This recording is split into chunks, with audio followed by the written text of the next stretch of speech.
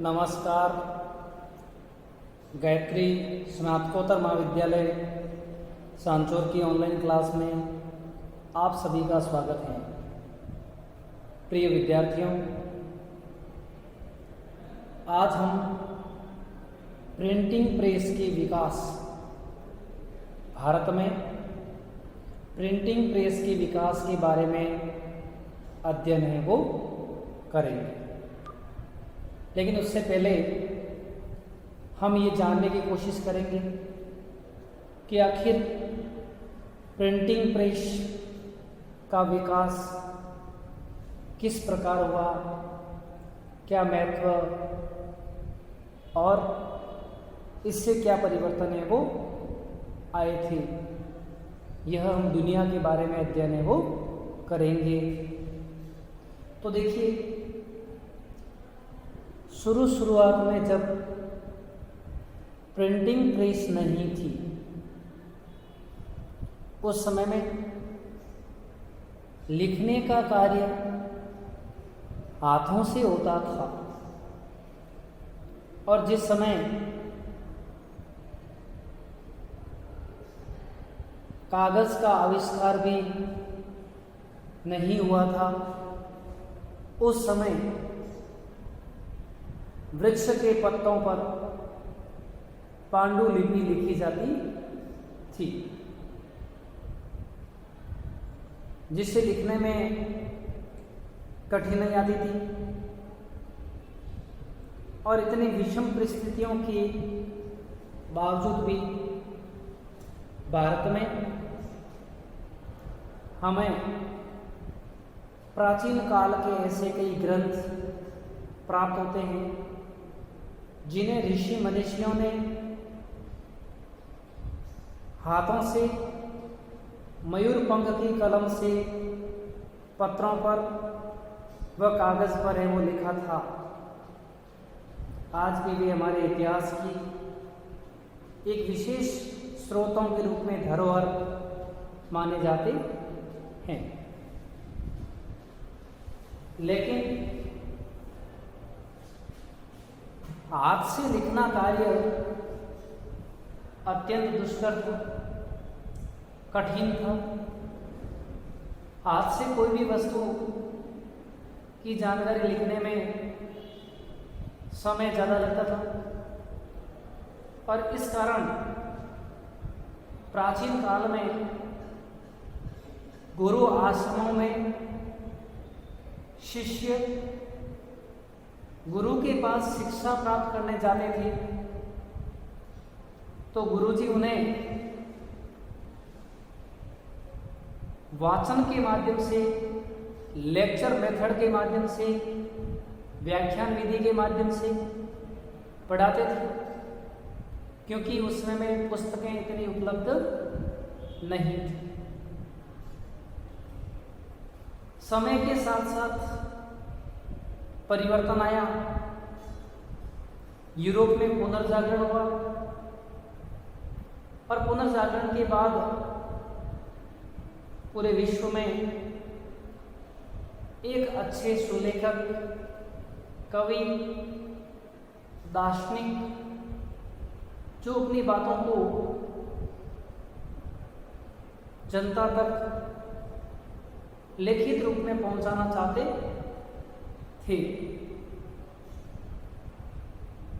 इसी दौरान शुरुआत में लकड़ी के तख्तों पर शब्द अंकित कर और उसके माध्यम से छपाई का कार्य शुरू हुआ। शुरुआत में जब यह कार्य शुरू हुआ तो लोगों को बहुत अच्छा लगा कि कितने कम समय में ये वुड ब्लॉक प्रिंटिंग से हम लिख सकते हैं। अर्थात एक लकड़ी की तख्ती होती थी, उस पर शब्द उकेरे होते थे, उसको स्याही में भिगोकर पत्र पर है वो उकेरा जाता था। लेकिन समय के साथ साथ विकास निरंतर बढ़ता रहा और विकास की इसी धारा में प्रिंटिंग प्रेस को विशेष महत्व दिया जाने लगा। यह सुलेखक वर्ग के लिए गुटेनबर्ग ने सबसे पहले प्रिंटिंग प्रेस बनाई और उसमें सबसे पहले बाइबल की प्रतियां हैं वो छापी थी। यह देखकर लोगों को बड़ा आश्चर्य हुआ और लोग इसे ईश्वरीय वरदान मानने लगे। बाद में यूरोप में जो धार्मिक अंधविश्वास है, कैथोलिकों के को करते हैं, उन सभी को प्रकाशित करने में इन प्रिंटिंग प्रेसों का महत्वपूर्ण योगदान है वो रहा था। प्रिंटिंग प्रेस आने के कारण मुद्रण सुलभ हुआ, छपाई खाने का आविष्कार हुआ और अब दार्शनिक धार्मिक सुधारक अपने अपने धर्म सुधार के माध्यम से कार्य कर सकते थे। मार्टिन लूथर ने मुद्रण व प्रेस के बारे में कहा था कि यह ईश्वर के द्वारा दिया गया एक अत्युत्तम तोहफा है, हमारे लिए गिफ्ट है, जिससे जनता में जागृति आएगी और वे विकास की धारा में आगे बढ़ेंगे। प्यारे विद्यार्थियों, ये देश दुनिया की प्रिंटिंग प्रेस की कहानी है। अब हम प्रिंटिंग प्रेस के विकास में आगे चलते हैं भारत की ओर। और भारत में समाचार पत्र पत्रिकाओं के उद्भव और विकास का काल 19वीं शताब्दी माना जाता है। भारत में सर्वप्रथम प्रिंटिंग प्रेस, छापाखाना पुर्तगालियों के द्वारा लाया गया था, क्योंकि उनके साथ आए ईसाई धर्म प्रचारक अपने धर्म का प्रचार करने के लिए इन प्रिंटिंग प्रेसों का सहारा लेने लगे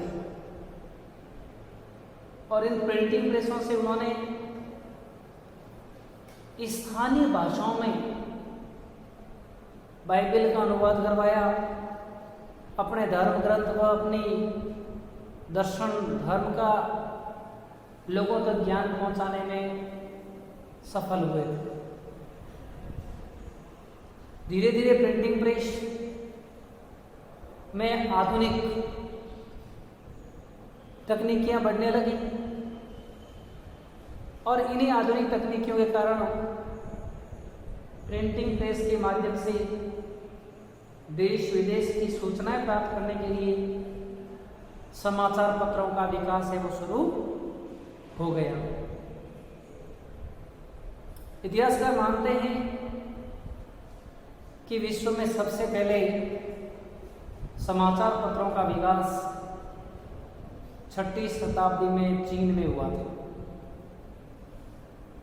और भारत में समाचार पत्रों का उद्भव व विकास 19वीं शताब्दी में हुआ था।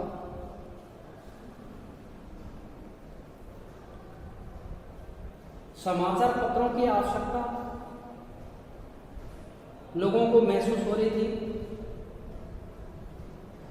और इसी कारण समाचार पत्रों का अस्तित्व किसी न किसी रूप में कई सौ वर्षों पहले भी देखा जा सकता है। चीन में सबसे पहला समाचार पत्र 6वीं शताब्दी में आज से लगभग 1500 वर्षों पूर्व निकला था, प्रकाशित हुआ था। और भारत में सम्राट अशोक के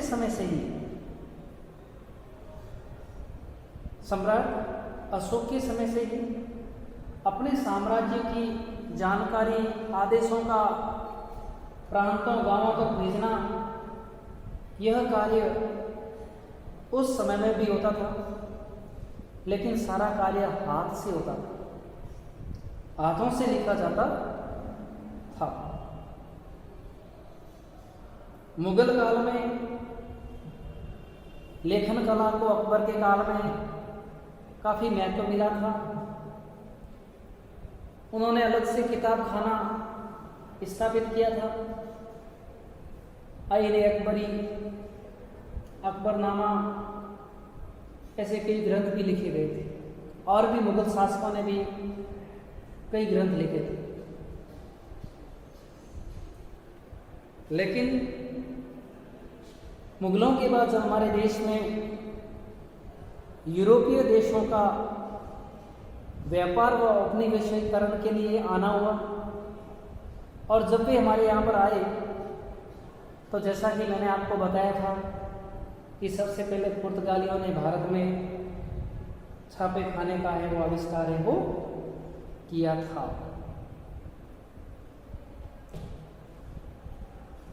डॉक्टर अंबिका प्रसाद वाजपेयी ने पत्रकारिता में छापे खाने के योगदान को महत्व दिया है,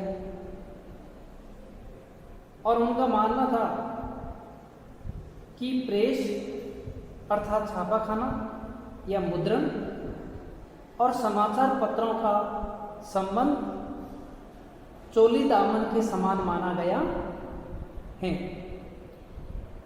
जो दोनों ही अति आवश्यक हैं एक दूसरे के लिए। लेकिन भारत में छापे खाने की स्थापना और आधुनिक पत्रकारिता में कोई गहरा संबंध नहीं झलकता है, क्योंकि भारत में ईस्ट इंडिया कंपनी की स्थापना के पहले ही पुर्तगालियों द्वारा प्रथम छापाखाना गोवा में 1557 ईस्वी में स्थापित कर लिया था, और जिसमें सबसे पहली ईसाई धर्म की पुस्तक मराठी भाषा में नहीं बल्कि मलयालम भाषा में प्रकाशित है वो हुई थी। इसके बाद छापाखाना बढ़ने लगा, तमिलनाडु में स्थापित हुआ, काठियावाड़ में भीमजी पारिक द्वारा हिंदू धर्म ग्रंथों को प्रकाशित करने के लिए बंबई में भी स्थापित किया गया, और भारत में पहला अंग्रेजी छापाखाना 1674 ईस्वी में बंबई में स्थापित हुआ था। 1674 ईस्वी से पहले छापाखाना कमजोर व आधुनिक तकनीक से युक्त नहीं था, लेकिन 1674 ईस्वी में जो बम्बई में छापाखाना स्थापित हुआ था, उसके बाद हमारे यहाँ पर छपाई करने की बाढ़ सी है वो आ गई थी। 1772 में मद्रास में और 1779 में कलकत्ता में सरकारी छापे खाने स्थापित किए गए थे, क्योंकि ये तीनों ही अंग्रेजों की प्रेसिडेंसी शहर थे। कौन कौन से? बम्बई, मद्रास और कलकत्ता। भारत में सर्वप्रथम समाचार पत्र प्रकाशित करने का प्रयत्न ईस्ट इंडिया कंपनी के अधिकारी विलियम बोर्ड्स ने 1767 ईस्वी में किया था। बोर्ड्स के ईस्ट इंडिया कंपनी के साथ संबंध अच्छे नहीं थे और उन्होंने अपनी पुस्तकों में ईस्ट इंडिया कंपनी के द्वारा भारत में किया जा रहा शोषण, अनैतिक कार्य आदि की आलोचना करते हुए लिखा था और कंपनी के अधिकारी उस समय आलोचना सहन करने को तैयार नहीं थी। अतः कंपनी के विरोध के कारण विलियम बोल्स समाचार पत्रों के प्रकाशन में सफल नहीं हुए और कंपनी के दबाव के कारण उन्हें भारत छोड़कर पुनः इंग्लैंड लौटना पड़ा। इससे पता लगता है कि कंपनी का व्यवहार शुरुआत में पत्र पत्रिकाओं के प्रति उदार नहीं था और वे इंग्लैंड में प्रचलित परंपरा का भारत में आने देना भी चाहते नहीं थे। लेकिन समय की मांग, विकास और छापे खाने की सुलभता के कारण जल्द ही भारत में समाचार पत्रों का प्रकाशन शुरू हो गया था।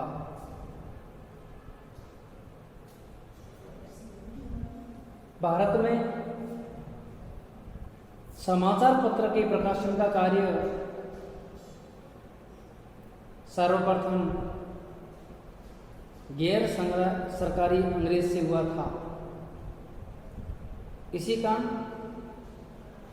भारतीय पत्रकारिता के इतिहास में बहुत इम्पोर्टेंट है जेम्स ऑगस्ट हिक्की का नाम हमेशा स्मरण रहेगा।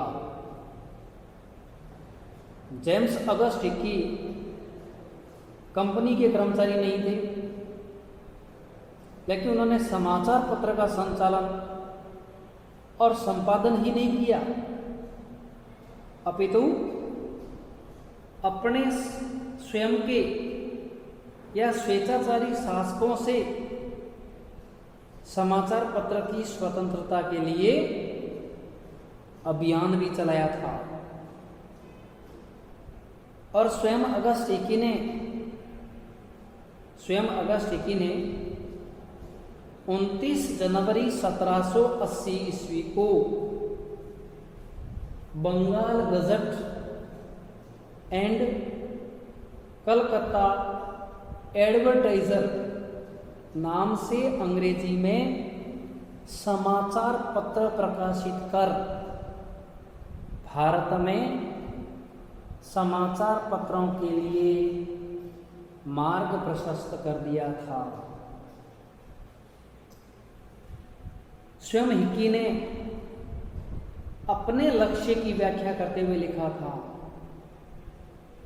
मुझे अपने शरीर को बंधन में बांधने में सुख मिल रहा है, क्योंकि उसके द्वारा मैं अपनी आत्मा और मन की स्वतंत्रता प्राप्त करने की आशा करता हूं। मेरे इस बंगाल गजट साप्ताहिक पत्र में स्तंभ यद्यपि समस्त राजनीतिक और व्यावसायिक वर्गों और धर्मांतरों के लिए खुले रहेंगे, तथापि वे किसी के भी प्रभाव और दबाव से मुक्त रहेंगे। इस कथन के माध्यम से जेम्स ऑगस्ट हिक्की ने वास्तविकता, शासन व्यवस्था और उस समय की तत्कालीन परिस्थितियों को लिखने पर जोर दिया था।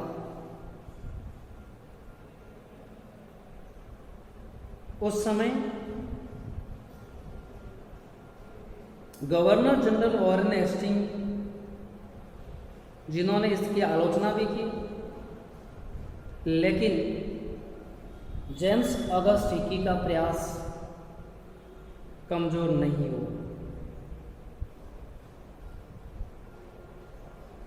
जेम्स ऑगस्ट हिकी के बाद उन्होंने बंगाल गजट के बाद दूसरा समाचार पत्र इंडिया गजट प्रकाशित किया। इसके बाद धीरे धीरे भारत में अखबार छापने का, प्रकाशित करने का रिवाज प्रचलित है वो हो गया था। और इन अखबारों को